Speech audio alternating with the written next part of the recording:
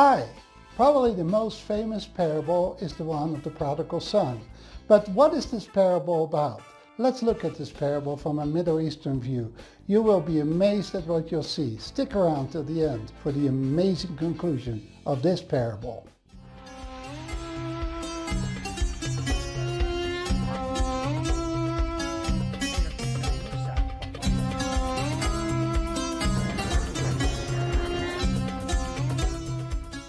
So Luke chapter 15 contains 3 parables. They actually are all one parable.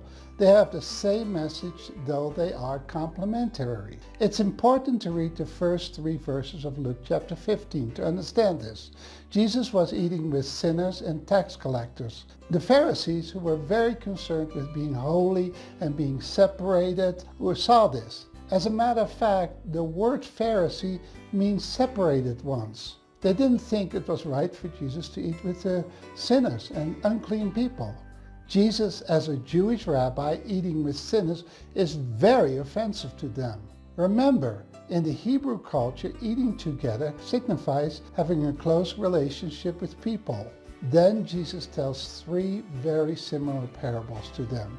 The first one is of the good shepherd who lost a sheep, searches for it, finds it, and has a big celebration at the end. You want to watch this video about that.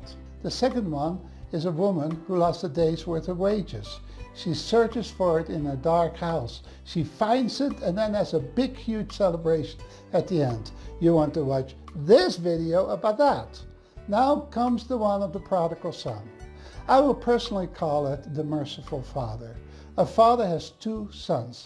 The youngest one approaches his father and asks for his part of the inheritance so that he can go out on his own and start his own life. You don't do that in the Middle Eastern culture. You don't even separate yourself from your community in most of South America. I know professionals like doctors, dentists, engineers, etc. here in South America who are not married and they still live with their parents. You don't leave your community. That's a very stupid, offensive thing to do here. This was probably the biggest sin that the prodigal son committed, leaving his community. So he goes to a land far away. This is probably talking about Decapolis, a country right east of the Jordan River and the Lake of Galilee. But it was far culturally. Many pagans lived there because of the Greek pagan culture was very strong there. That culture is basically a combination of humanism, sexual immorality, and self-centeredness. They have beautiful large buildings for entertainment. Does that sound familiar to places you know? Yeah, I know. Maybe you've visited places like that. I remember when I was 18 years old that I left Holland to go by myself to the United States of America. I remember the shock I felt. Everything was so different. Of course, I did go with the blessing of my parents, and at the time I was able to stay in touch with my parents through letters and an occasional very expensive phone call. $2 a minute, when $2 was a lot of money, 1977. So as he was there, he squandered his money. He wasted all of his inheritance. He didn't know how to manage money. Not that I knew when I was 18. So he ends up having to take a lowly job. He ends up feeding pigs. Now, most likely those pigs were bred there as sacrifices to idols. Pigs are about the most disgusting animal that there is for Jewish people. He's gone to the lowest pit of the earth. As a matter of fact, he was jealous of the food of the pigs. So he decides that it would be better for him to sell himself as a slave to his dad. He returns to his dad and his dad is looking out for him. His dad is so excited that he runs toward his son and embraces him. This is very uncommon in the culture here. An older man would never run.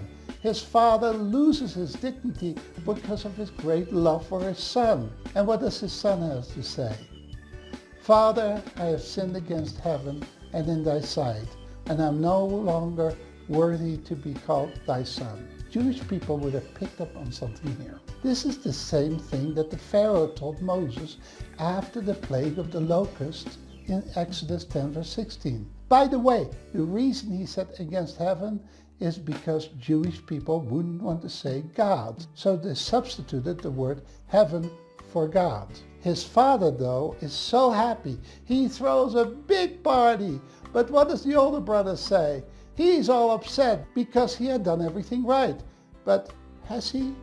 Not really. In that culture, he should have gone after his younger brother and rescued him. In this sense, he was a perfect picture of these Pharisees that criticized Jesus for being with these sinners. They had done everything right, and yet they didn't care for their lost fellow Hebrew. Now, notice also the father leaves the feast to talk with his upset older son about it. This also would be considered very undignified of his dad. So you really have a father here who loves both of his sons. In a sense, both of them were prodigal sons, though in a different way. One of them squandered his inheritance, the other didn't care for the lost. Watch both of these short videos so you can get a fuller picture of Luke chapter 15. May God bless you. Bye-bye.